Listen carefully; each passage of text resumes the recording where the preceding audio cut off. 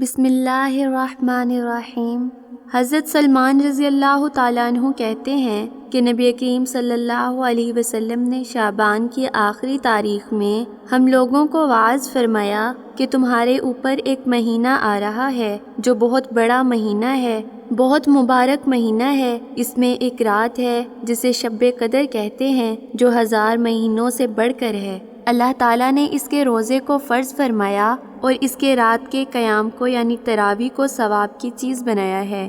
جو شخص اس مہینے میں کسی نیکی کے ساتھ اللہ کا قرب حاصل کرے ایسا ہے جیسا کہ غیر رمضان میں فرض کو ادا کیا، اور جو شخص اس مہینے میں کسی فرض کو ادا کرے وہ ایسا ہے جیسا کہ غیر رمضان میں 70 فرض ادا کرے۔ یہ مہینہ صبر کا ہے اور صبر کا بدلہ جنت ہے، اور یہ مہینہ لوگوں کے ساتھ غم خواری کرنے کا ہے۔ اس مہینے میں مومن کا رزق بڑھا دیا جاتا ہے۔ جو شخص کسی روزے دار کا روزہ افطار کرائے اس کے لیے گناہوں کے معاف ہونے اور آگ سے خلاصی کا سبب ہوگا، اور روزے دار کے ثواب کی مانند اس کو ثواب ہوگا، مگر اس روزے دار کے ثواب سے کچھ کم نہیں کیا جائے گا۔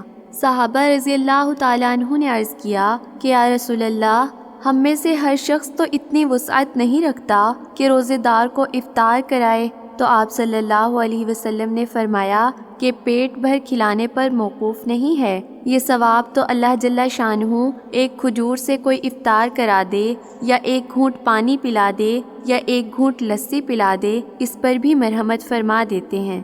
یہ ایسا مہینہ ہے کہ اس کا اول حصہ اللہ کی رحمت ہے اور درمیانی حصہ مغفرت ہے اور آخری حصہ آگ سے آزادی ہے۔ جو شخص اس مہینے میں ہلکا کر دے اپنے غلام کے بوجھ کو تو حق تعالی شانہ اس کی مغفرت فرماتے ہیں اور آگ سے آزادی فرماتے ہیں۔ اور 4 چیزوں کی اس میں کثرت رکھا کرو، جن میں سے 2 چیزیں اللہ کی رضا کے واسطے اور 2 چیزیں ایسی ہیں کہ جن سے تمہیں چارہ کار نہیں۔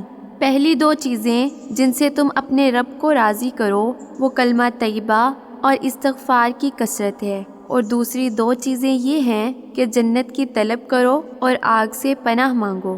جو شخص کسی روزے دار کو پانی پلائے حق تعالی شانہ قیامت کے دن میرے حوض سے اس کو پانی پلائیں گے، جس کے بعد جنت میں داخل ہونے تک پیاس نہیں لگے گی۔ سبحان اللہ۔